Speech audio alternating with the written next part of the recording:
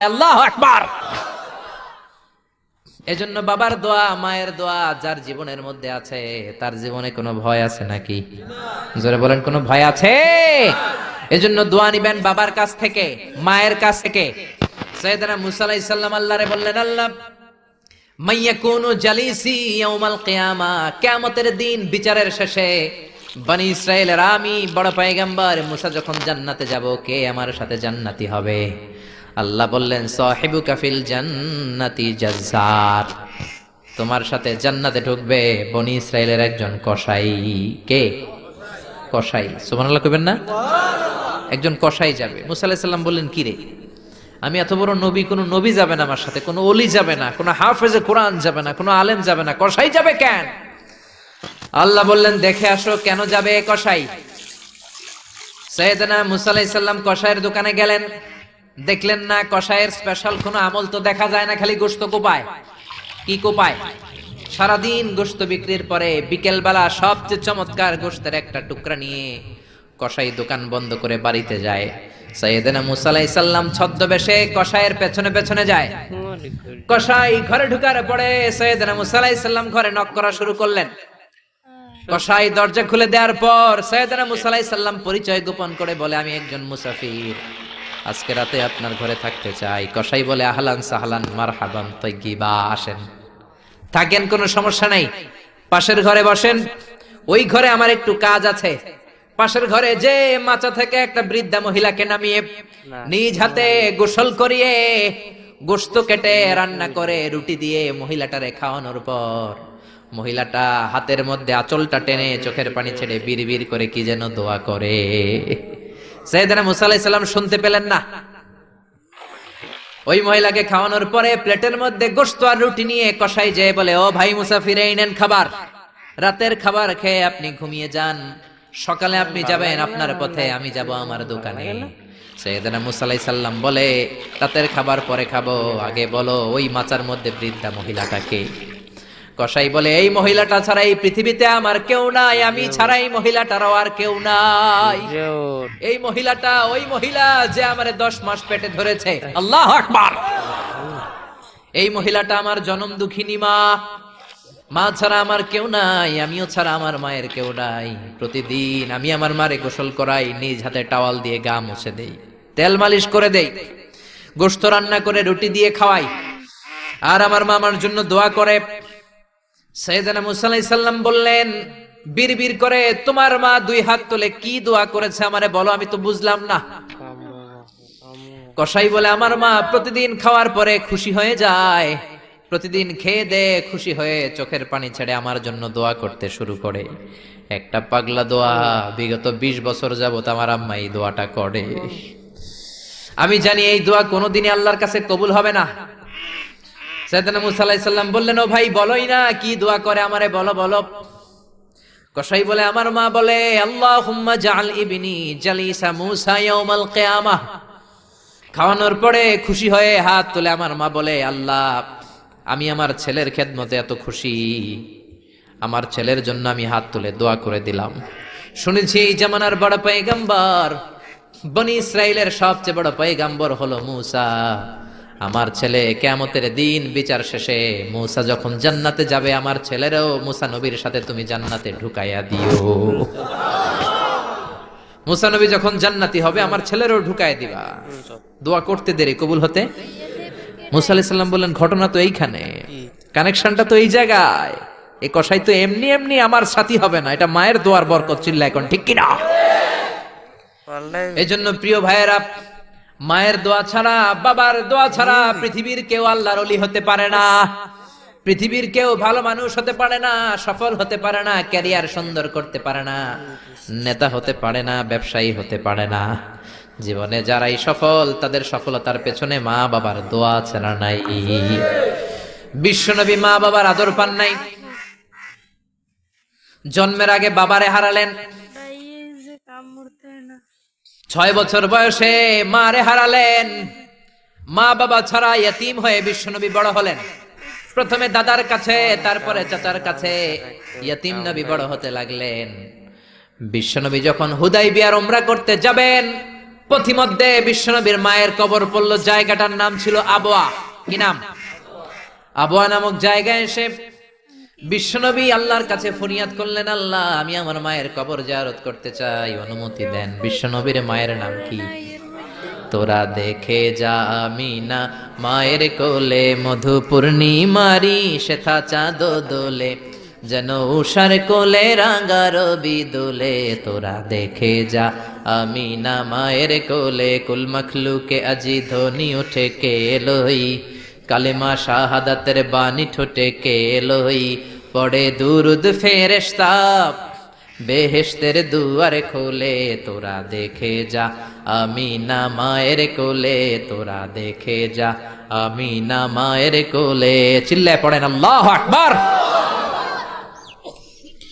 বিশ্বনবী মায়ের কবরের সামনে যখন দাঁড়ালেন, 1400 সাহাবাকে নিয়ে প্রত্যেকের গায়ে একটা ইজার একটা রিদা উমরা করবেন। বিশ্বনবী 1400 সাহাবীদের দিকে তাকিয়ে বললেন, ও সাহাবারা, এই যে সামনে পাহাড়ের ছোট্ট টিলাটা দেখতে পাও, এইখানে আমার মা আমেনার কবর। আল্লাহ আমাকে আমার মায়ের কবর জিয়ারতের অনুমতি দিয়েছে, আমি জিয়ারত করব। কিন্তু খবরদার খবরদার, তোমরা কেউ কান্নাকাটি করতে পারবা না। 1400 সাহাবীকে কান্না করতে নিষেধ করে নিজের মায়ের কবরের সামনে দাঁড়িয়ে বিশ্বনবী ছোট্ট বাচ্চার মতো হাউমাউ করে কান্না শুরু করে দিলেন। বিশ্বনবীর চোখের পানি দেখে 1400 সাহাবা কান্না শুরু করে দিল। বিশ্বনবী সাহাবীদের দিকে মুখ ফিরিয়ে বলে, ও সাহাবারা কাঁদো কেন? তোমাদেরকে না বললাম তোমরা কেঁদো না?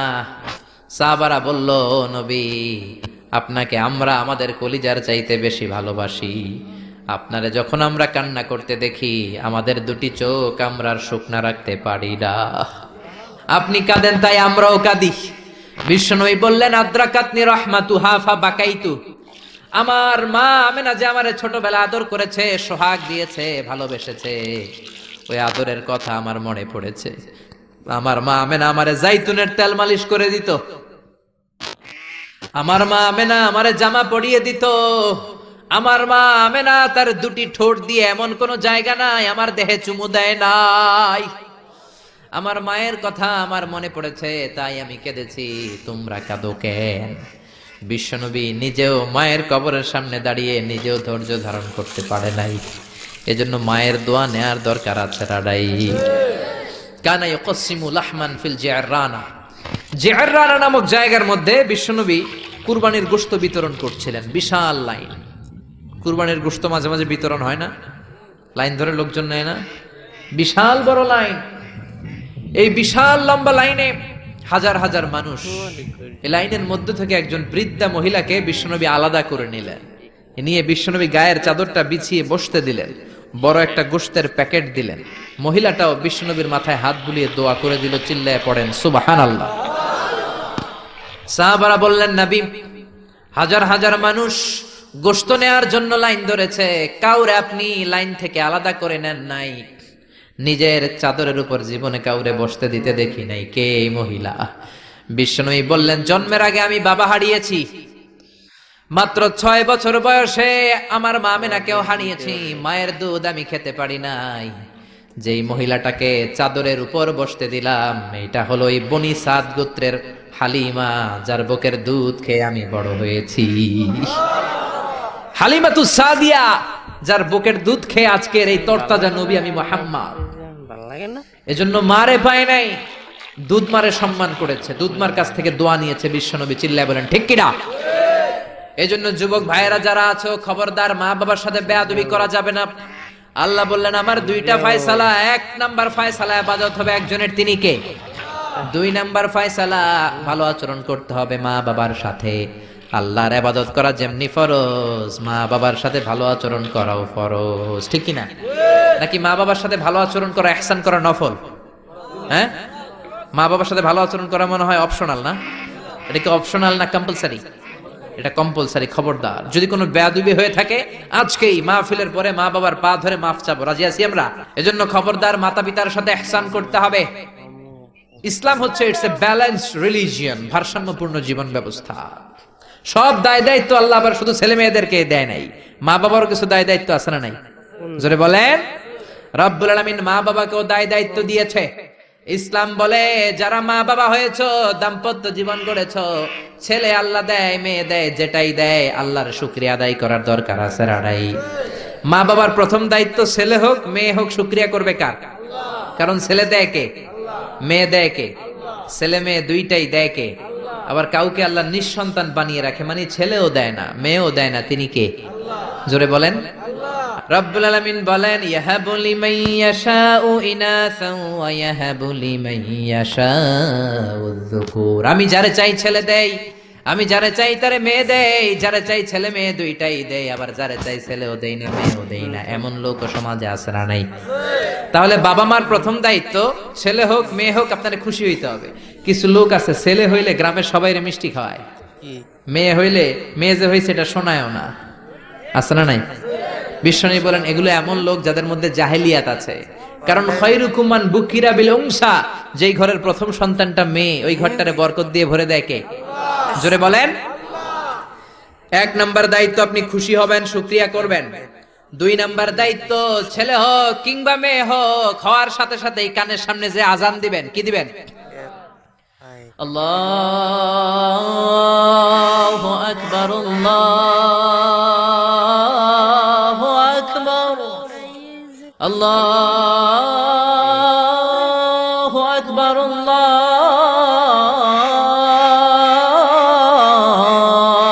আকবার, পড়েন আল্লাহু আকবার। এখন ছেলে হইছে মেয়ে হইছে, আজান দেওয়ার জন্য মুয়াজ্জিন সাহেবরে টোকায়, আছে না নাই? আছে না নাই?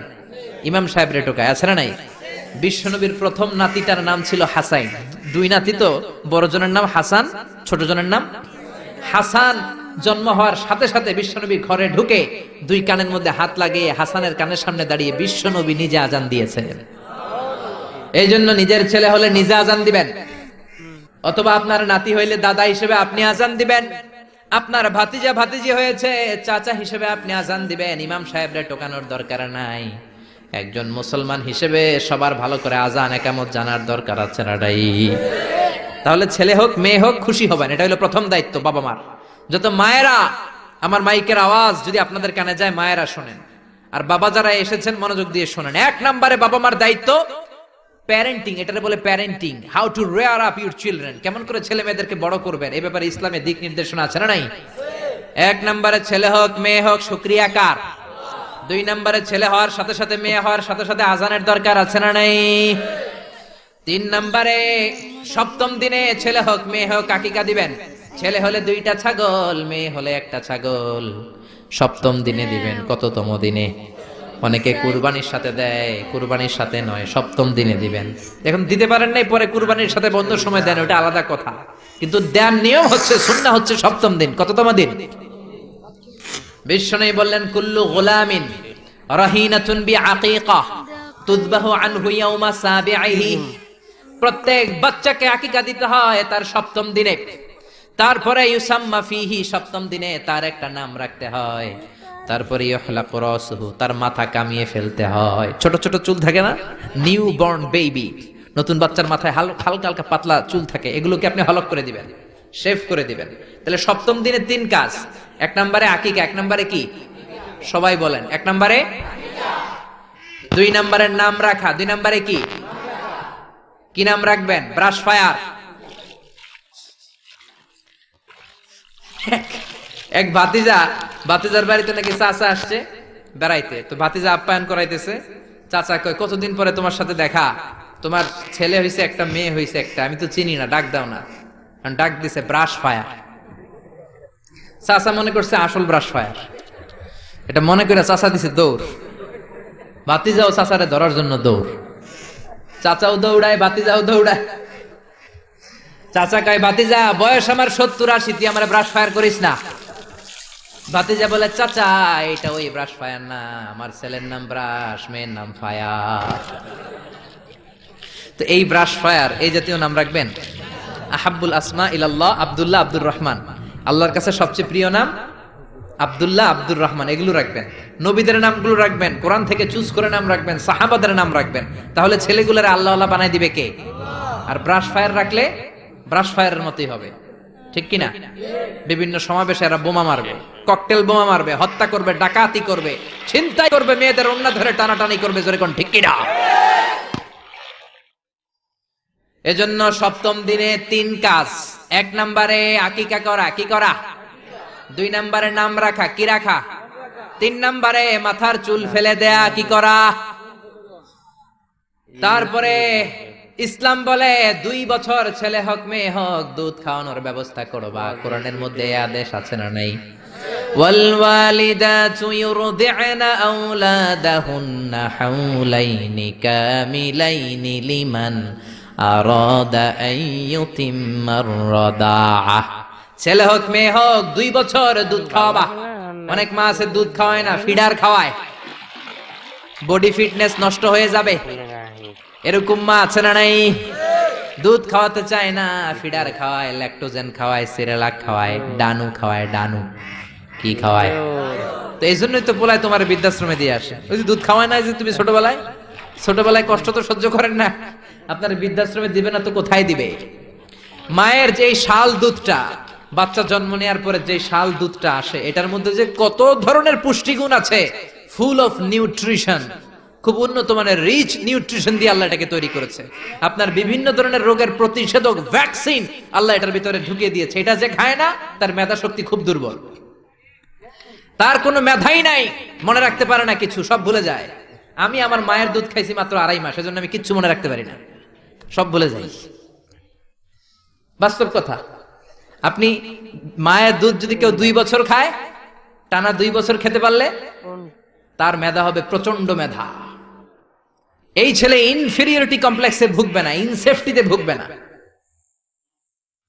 অনেক মায়েরা অসুস্থ হয়ে যায়, এজন্য খাওয়াতে পারে না, সেটা ভিন্ন ব্যাপার।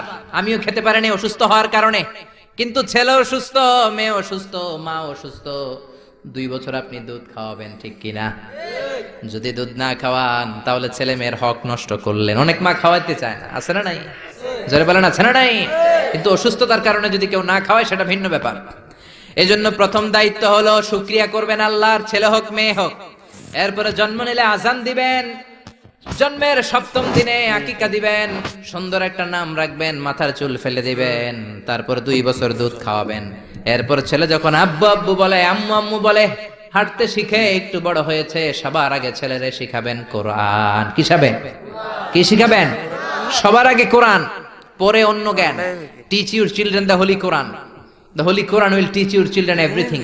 আপনি আপনার ছেলেরে কোরআন শিখান, কোরআন আপনার ছেলেরে গোটা বিশ্বটা শিখাই দিবে। সুবহানাল্লাহ কইতে মন চায় না? এজন্য একটু বড় হলেই ছেলে মেয়েরে কি শিখাবেন? আপনি ছেলে মেয়েরে সব কিছু শিখাইলেন, কোরআনটাই শিখান নাই, তার মানে আপনি কিছুই শিখান নাই, ঠিক কি না? এরপরে ছেলে মেয়েদেরকে সময় দিবেন, তাদেরকে নিয়ে ঘুরতে যাবেন, ভালোবাসবেন। বিশ্বনবী হাসান আর হুসাইনকে আদর করতে লাগলেন। হাসানকে কোলে নেয়, হুসাইন ওঠে, আবার হুসাইনকে নিলে হাসান নামে। বিশ্বনবীর সামনে দাঁড়িয়ে রইল আকরা ইবনে হাবিস আত-তামিমি নামে সাহাবী। বিশ্বনবীর নানা নাতির এই আদর ভালোবাসা দেখে আকরা বলে, ও নবী, আমাকে আল্লাহ 10টা সন্তান দিয়েছে, একটা সন্তানকেও কোনোদিন আমি চুমা দেই নাই। বিশ্বনবী বললেন, বলো কি? মানলা ইয়ারহাম লা ইউরহাম। যে কারোর উপর দয়া দেখায় না, আল্লাহও তার উপর দয়া দেখায় না। যে কাউরে ভালোবাসে না, আল্লাহও তার ভালোবাসে না। যে ছোটদের আদর করে না, সে আল্লাহর দয়া পায় না। চিল্লা এখন ঠিক কি না? এজন্য ছেলে মেয়েদেরকে সময় দিবেন। আধুনিক কিছু ফ্যামিলিতে যে সমস্যা, বাবা মা 2 জন চাকরি করে, বাবাও সকালে বের হয়ে যায়, মাও বের হয়ে যায়। যখন বের হয় তখন ছেলে মেয়ে ঘুমায়, আবার রাতে যখন ফিরে তখনও ঘুমায়। শুক্রবার ছাড়া ছেলে আর বাবার সাথে দেখাই হয় না। তো ছেলে মেয়ে মানুষ হয় কাজের মেয়ের কাছে। কার কাছে? কাজের মেয়ের কাছে। যদি আপনার ছেলে মেয়ে মানুষ হয়, এই ছেলে মেয়েগুলো কাজের মেয়ের চরিত্র নিয়ে বড় হবে, কাজের মেয়ের আচরণ নিয়েই বড় হবে। আপনার আচরণ, আপনার মধ্যে যে ভাব গাম্ভীর্য, ভদ্রতা, সুন্দর কথা বলার স্টাইল, এগুলো আপনার ছেলে মেয়েরা শিখবে না। চিৎকার করে বলেন ঠিক কিনা? এরপর ইসলাম বলে, ছেলের বয়স যখন 7 হয়, ছেলে মেয়ে যখন 7 বছরে পৌঁছে, নামাজের আদেশ দেওয়ার দরকার আছে না নাই? মুরু সিবিয়ানাকুম বিসসালাতি ওয়া হুম 7 সিনিন। ছেলে মেয়ের বয়স যখন 7, নামাজের আদেশ দাও। যখন 10, ধমকায় হলেও, শাসন করে হলেও নামাজে নিবা। অনেকে আদরের ছেলে ফজরের সময় ডাকতে পারে না। হুজুর, অনেক আদরের ছেলে তো ফজরের সময় ডাকি না, ঘুমায় আছে, ছেলেটার ঘুম ভাঙবে। আমার ছেলে 10টায় ওঠে, 11টায় ওঠে, আদরের ছেলে। তো সকালবেলা যদি ঘরে আগুন লাগে তখন কি করবেন? ঘরে যদি ভূমিকম্প হয় কি করবেন? তখন ডাকবেন না? তো দুনিয়ার আগুন থেকে বাঁচানোর জন্য যদি ছেলেরা ডাকেন, জাহান্নামের আগুন থেকে বাঁচানোর জন্য আপনার কলিজার টুকরাটারে নামাজের জন্য ডাকার দরকার আছে না নাই? এরপরে বিশ্বনবী বললেন, ইযা বালাগাল আওলাদু 10 সিনিন ফাররিকু বাইনাহুম ফিল মাদাজি। জরুরি মাসালা জেনে নেন, কান দুইটা খরগোশের মতো খাড়া করেন। বিশ্বনবী বললেন, ছেলে কিংবা মেয়ে বয়স যখন 10 হয় বিছানা আলাদা করে দাও। ছেলে মেয়ের বয়স 10 হয়ে গেলে বাবা মেয়ের সাথে এক খাটে ঘুমাতে পারবে না।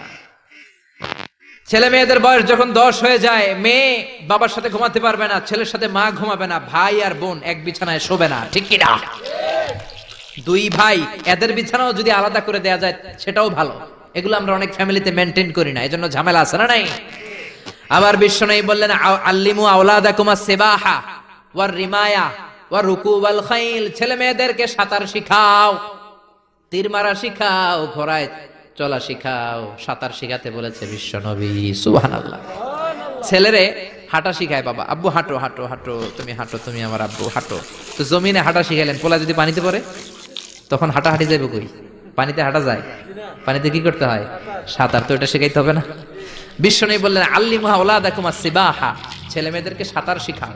2 নম্বরে বললেন, আর রিমায়া। রিমায়া মানে তীরন্দাজ বাহিনী বানাও, তীর মারক।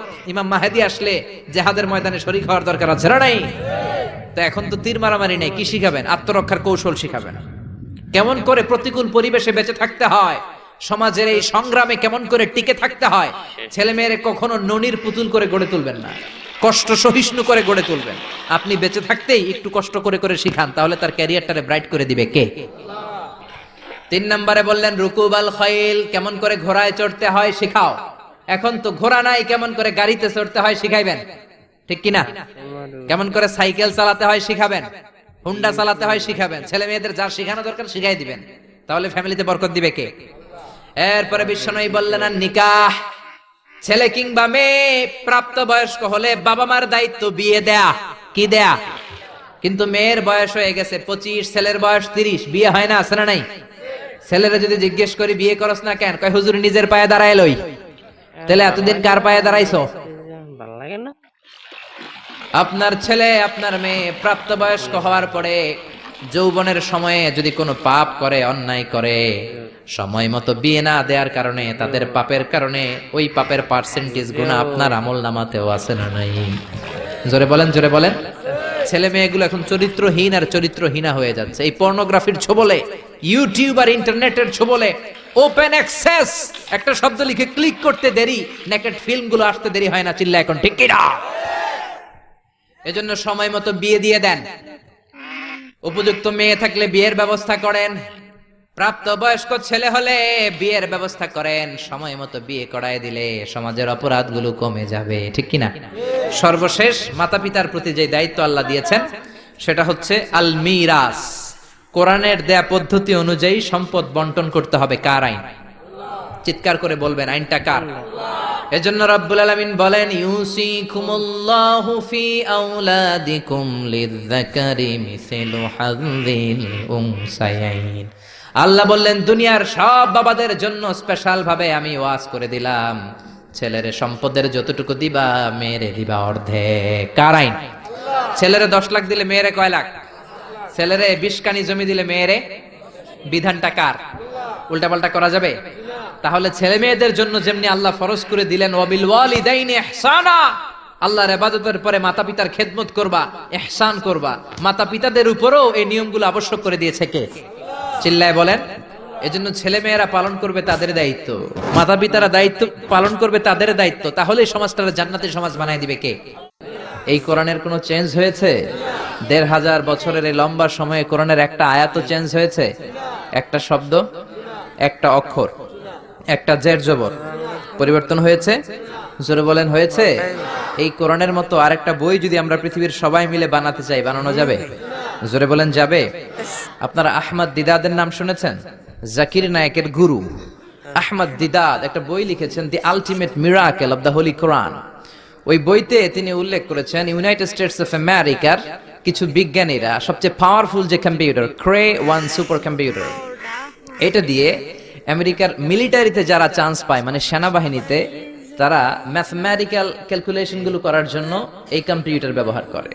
তো আমেরিকার বিজ্ঞানীরা আহমদ দিদাত তার ultimate miracle of the Holi কোরআনে বলছেন যে কম্পিউটারের সব ইনফরমেশন গুলোকে কনসাইজ করে ওই ক্রেওয়ান সুপার কম্পিউটারের মাইক্রো চিপসের ভেতর ঢুকিয়ে কমান্ড করেছে, is it possible to create a book like Quran? ও কম্পিউটার, তুমি অ্যানালাইসিস করে বলো এই কোরআনের মতো আরেকটা বই কি পৃথিবীর মানুষের বানানো সম্ভব?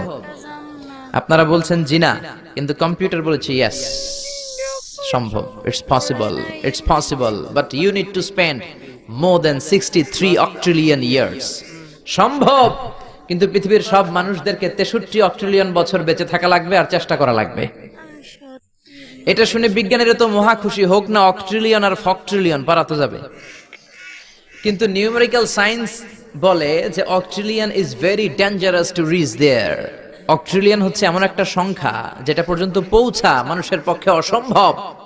সংখ্যাতাত্ত্বিক নিয়ম আমাদেরকে শেখায় যে সংখ্যা শুরু হয় একক দিয়ে, তারপরে দশক, তারপরে শতক, তারপরে সহস্র, তারপর উজুদ, তারপরে লক্ষ, তারপরে নিযুত, তারপর কোটি, তারপর মিলিয়ন, বিলিয়ন, ফিলিয়ন, জিলিয়ন, তারপরে হচ্ছে অক্ট্রিলিয়ন। সুবহানাল্লাহ কইতে পারলেন না? এই 63 অক্ট্রিলিয়ন বছর আমাদের বাইসে থাকা লাগবে। আর 63 বছরই তো আমরা হায়াত পাই না, ঠিক কি না? 63 অক্ট্রিলিয়ন বছর যদি পৃথিবীর সবগুলো মানুষ হায়াত পায় আর যদি চেষ্টা করে, তাহলে পারহ্যাপস, মেবি, সম্ভবত কোরআনের মতো আরেকটা বই বানালেও বানানো যেতে পারে। সর্বশেষ কম্পিউটারের স্ক্রিনে অ্যানালাইসিস শেষে, বিশ্লেষণ শেষে যে কথাটা এসেছে সেটা হচ্ছে it's quite impossible to create a book like কোরআন।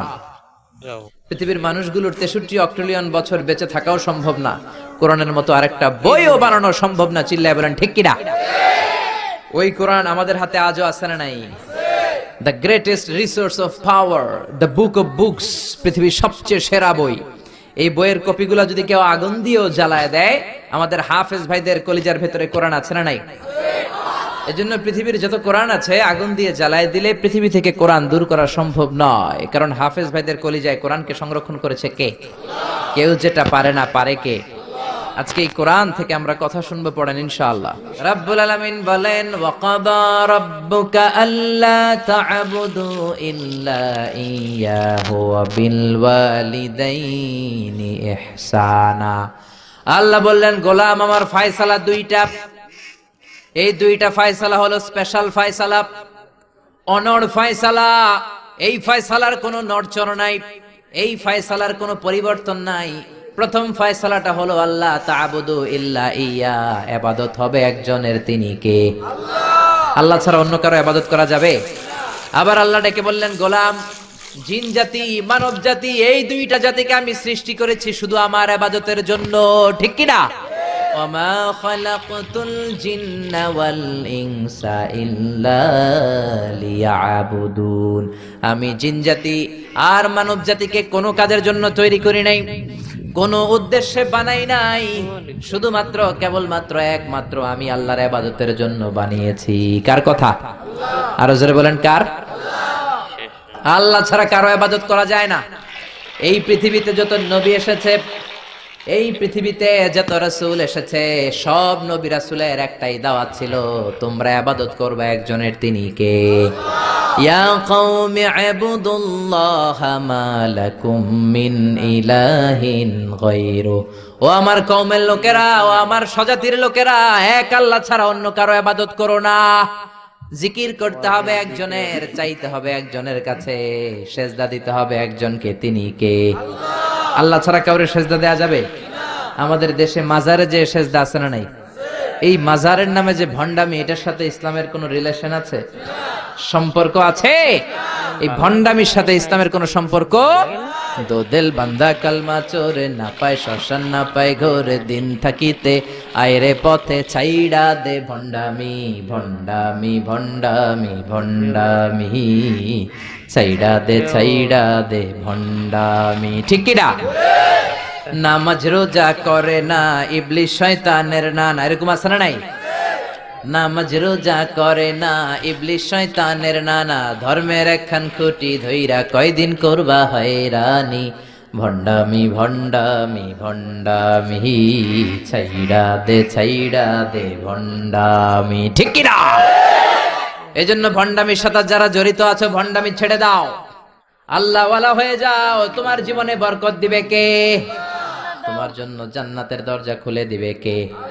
এজন্য রব্বুল আলামিন বলেন ওয়াকাদা রাব্বুকা আল্লা তা'বুদু ইল্লা ইয়্যা ওয়া বিল ওয়ালিদাইনি ইহসানা। আমি আল্লাহর প্রথম ফয়সালা ইবাদত হবে শুধুমাত্র কেবলমাত্র একজনের, তিনি কে?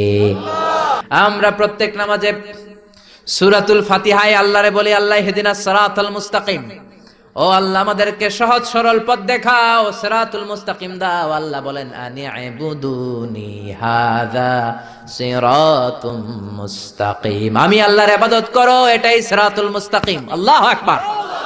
আপনি যদি আল্লাহর ইবাদত করেন তাহলে আপনি বুঝবেন যে আপনি সিরাতুল মুস্তাকিমের উপর আছেন। আর যদি বুঝেন আল্লাহর ইবাদত ছেড়ে আপনি অন্যদিকে দৌড়াচ্ছেন, তার মানে হলো আপনি সিরাতুল মুস্তাকিমের উপর থাকার সৌভাগ্য অর্জন করতে পারেন নাই। চিল্লা এখন ঠিক কি না? এজন্য আল্লাহ বললেন আল্লাহর ফয়সালা কয়টা? আরো জোরে বলেন কয়টা? এক নাম্বার ফয়সালা ইবাদত হবে শুধু একজনের, তিনি কে? এই ফয়সালার সাথে সবাই একমত? দ্বিমত কেউ নাই? কেউ নাই? দু একজন থাকতে পারে, কেউ নাই। আল্লাহ বললেন আমার প্রথম ফয়সালা ইবাদত হবে শুধু আমি আল্লাহর। দুই নাম্বার ফয়সালা ওয়া বিল ওয়ালিদাইনি ইহসানা, ইহসান হবে মাতা পিতার সাথে, মানে ভালো আচরণ হবে মাতা পিতার সাথে। বুঝা গেল ইবাদত হবে আল্লাহর, ইহসান হবে মাতা পিতার। আল্লাহর সাথে, আল্লাহর জন্য আপনি ইবাদত করবেন আর মাতা পিতার প্রতি আপনি ইহসান করবেন। ইহসান মানে সদাচরণ, ইহসান মানে খেদমত, ইহসান মানে তাদের জন্য খরচ করা, ইহসান মানে আপনার সব সম্পদ তাদের পায়ের সামনে, আপনার সব ক্ষমতা তাদের পায়ের সামনে বিলিয়ে দেয়া, বিছিয়ে দেয়া। চিল্লা এখন ঠিক কি না? এজন্য আল্লাহ বললেন আমার দুই নাম্বার ফয়সালা ওয়া বিল ওয়ালিদাইনি ইহসানা, মাতা পিতার সাথে ইহসান করবা। আমরা বললাম আল্লাহ আপনার জন্য ইবাদত হবে, এটা আমরা বুঝলাম, মাতা পিতার সাথে ইহসান কেমন করে হবে এটা আমরা বুঝলাম না। আল্লাহ বললেন ইহসান কাকে বলে যদি না বোঝো তাহলে বুঝে নাও, ইম্মা ইয়াবলুগান্না ইনদাকাল কিবারা আহাদুহুমা আও কিলাহুমা ফালা তাকুল লাহুমা উফ। আল্লাহ নিজেই ইহসানের ব্যাখ্যা দিচ্ছেন। আল্লাহ বললেন ইহসানের প্রথম তাফসীর হলো আব্বা আম্মা একজন কিংবা দুইজন যখন বার্ধক্যে উপনীত হয়ে যায়, যখন বয়সে পৌঁছে যায়, খবরদার তাদের কোনো কাজে তুমি নাক ছিটকাতে পারবা না, তাদের কোনো কাজে নাক ছিটকাতে পারবে না, তাদের কোনো কাজে উহ আহ এমনকি উফ শব্দটাও বলা যাবে না। চিল্লা এখন ঠিক কিনা? কারণ আমরা যখন ছোট ছিলাম বাবা মারে কষ্ট দিয়েছি কি দেই নাই? আপনার কত বছর আগের ঘটনা মনে আছে? আপনার বয়স যখন 3 তখন আপনি কি করছিলেন মনে আছে? তো ওইটাই যদি মনে না থাকে, বয়স যখন 2 ছিল ওগুলা মনে আছে? বয়স যখন 1 ছিল ওগুলো মনে আছে? জ্বালাতনটা তো ওই সময় বেশি করছে। চিল্লা এখন ঠিক কিনা? শীতের রাত, আমাকে নিয়ে আমার মা ঘুমালো, আমাকে রেখেছে ডান দিকে, পেশাব করে ডান পাশটা আমি ভিজিয়ে দিয়েছি।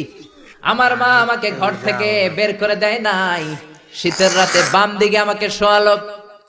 কনকনে মাঘ মাসের শীতের রাতে বাম পাশটাতেও পেশাব করে ভিজিয়ে দিলাম। আমার মা আমারে ঘর থেকে বের করে দেয় নাই। আমার মা তার বুকের মাঝখানে রেখে ঘুমাতে শুরু করেছে।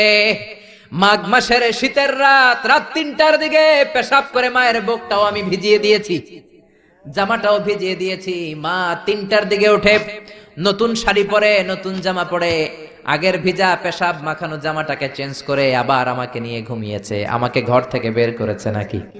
জোরে বলেন। এজন্য আল্লাহ বুঝাতে চাইলেন, গোলাম ছোট্টবেলা যেমনি কষ্ট দিয়েছো, মা বাবা রেগে যায় নাই, তোরে লাথি মেরে ঘর থেকে তাড়ায় দেয় নাই, তোরে এতিমখানায় দেয় নাই। মা বাবা বয়সে যখন উপনীত হয়ে যায়, বার্ধক্যে যখন পৌঁছে যায়, ওই মা বাবারে খবরদার বৃদ্ধাশ্রমে দিয়ে আসবি না। বৃদ্ধাশ্রম বাংলাদেশে আছে না নাই? ছেলে আমার মস্ত মানুষ, মস্ত অফিসার, মস্ত ফ্ল্যাটে যায় না দেখা এ পারে ও পার, নানান রকম জিনিস আর আসবাব দামি দামি, সবচেয়ে কম দামি ছিলাম একে মাত্র আমি। ছেলের আবার আমার প্রতি অগাধ সম্ভ্রম, আমার ঠিকানা তাই বৃদ্ধাশ্রম। ঠিক কি না? অনেক কপাল পোড়া আছে, ডাকাত আছে। মা বাবা বার্ধক্যে উপনীত হওয়ার পরে তাদের কর্মকাণ্ডে নাক ছিটকায়, ঘরে আর বাবা মারে রাখতে মনে চায় না, বৃদ্ধাশ্রমে রেখে আসে। এরকম ডাকাত আছে রাড়াই। বাবা মারে বৃদ্ধাশ্রমে দেয়া যাবে? চিল্লায় বলেন দেয়া যাবে? যেই বেয়াদবগুলো, যেই ডাকাতগুলো মার বাবারে বার্ধক্যে উপনীত হলে, বয়স হয়ে গেলে বৃদ্ধাশ্রমে দিয়ে আসে, ওই বেয়াদবটা বুড়া হলে ওর কপালে বৃদ্ধাশ্রম জুটবে না। চিল্লা এখন ঠিক কিনা? ভাঙ্গা থালা হাতে নিয়ে তুই ভিক্ষা করে খাবি। চিল্লা এখন ঠিক কিনা? আল্লাহ বললেন আমার 2 নাম্বার ফয়সালা, ওয়াবিল ওয়ালিদাইনি ইহসানা, মাতা পিতার সাথে ইহসান করবা। ইহসানের প্রথম ব্যাখ্যা, ইম্মা ইয়াবলুগান্না ইনদাকাল কিবারা আহাদুহুমা আও কিলাহুমা ফালা তাকুল লাহুমা উফ। মা বাবার একজন কিংবা 2 জন যদি বার্ধক্যে উপনীত হয়ে যায়, খবরদার মা বাবারে বৃদ্ধাশ্রমে দিও না। মা বাবা পেশাব করে দিতে পারে, পায়খানা করে দিতে পারে, তোমাকে যেমনি পরিষ্কার করে আদর যত্ন করেছে তুমিও পরিষ্কার করবা। মা বাবার খেদমত করবা, তোমার জীবনটারে উজালা করে দিবে কে? আল্লাহ বললেন ইহসানের 2 নাম্বার ব্যাখ্যা,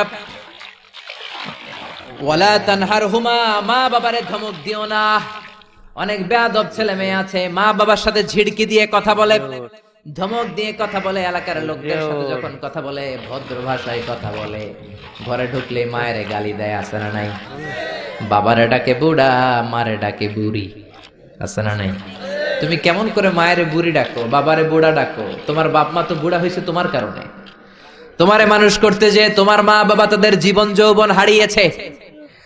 তোমারে মানুষের মতো মানুষ করতে যে তারা তাদের জমি হারিয়েছে। তোমারে বিদেশ পাঠাতে যে তারা তাদের ভিটেমাটি হারা হয়েছে।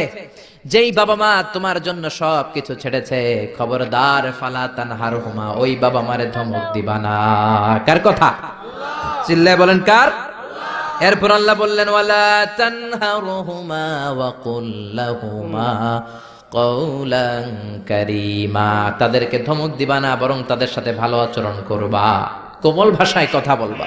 যত ভদ্রতা তুমি জানো, যত কার্টিসি তুমি জানো, যত সফটনেস তোমার জানা আছে, যত ভদ্রতা তুমি শিখেছো, সব ভদ্রতা তুমি ইউজ করবা তোমার মা বাবার সাথে। যত কোমল ভাষা তুমি জানো, যত শুদ্ধ কথা তুমি জানো, সব তোমার মা বাবার জন্য তুমি ইউজ করবা। চিল্লা এখন ঠিক কিনা?